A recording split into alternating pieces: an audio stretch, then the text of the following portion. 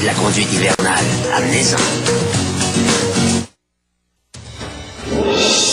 La firme Orbit Aluminé nous ouvre les portes de son usine pilote de Cap-Chat.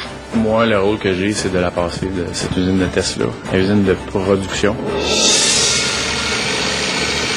Les raccommodeuses, faire du neuf avec du vieux ou l'art de recycler les tissus. C'est difficile pour moi d'imaginer avec du neuf. Avec du neuf, pour moi, il n'y a comme pas de contrainte. Et une intrusion dans une soirée traditionnelle du temps des fêtes au village historique acadien.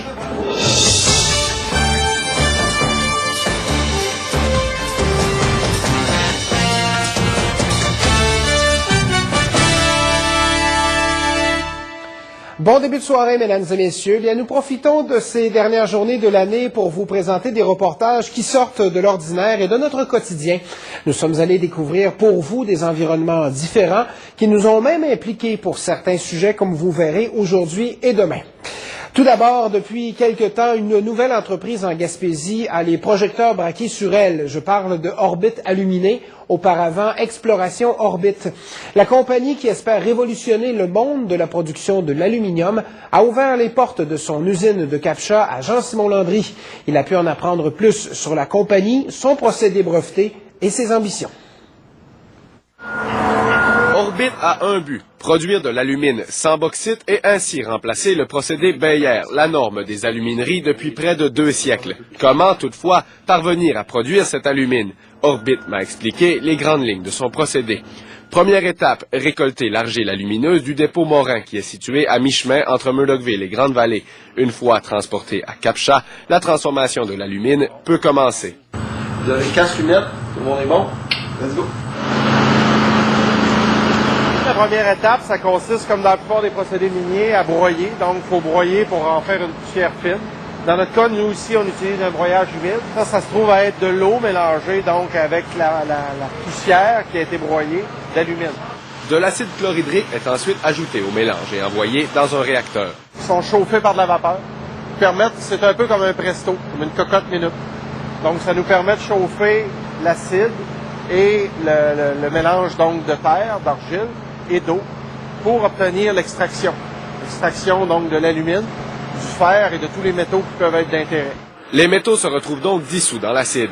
En faisant varier le taux d'acidité du mélange, le pH, Orbit parvient à extraire ces métaux. Comme par exemple, un pH de 0, tout est soluble. Un pH de 12, le fer précipite, mais pas l'alumine. Un pH de 8, l'alumine précipite.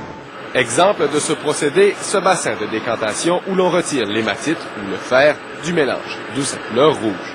En nous épargnant les détails techniques, nos guides nous ont expliqué que le mélange passait dans un filtre à presse et que l'hydroxyde d'alumine était finalement récupéré. Ce qui resterait pour faire une alumine, là, à partir de ça, c'est simplement une cuisson. À haute température, ça le transforme d'hydroxyde d'aluminium vers alumine.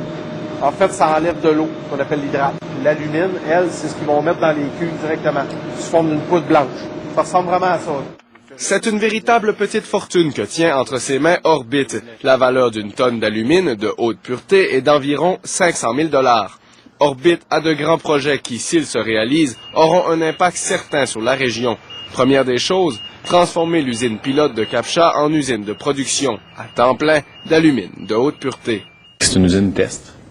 Maintenant, moi, le rôle que j'ai, c'est de la passer de cette usine de Tesla à une usine de production et de la rendre fiable et surtout sécuritaire. Donc, c'est le mandat que j'ai eu.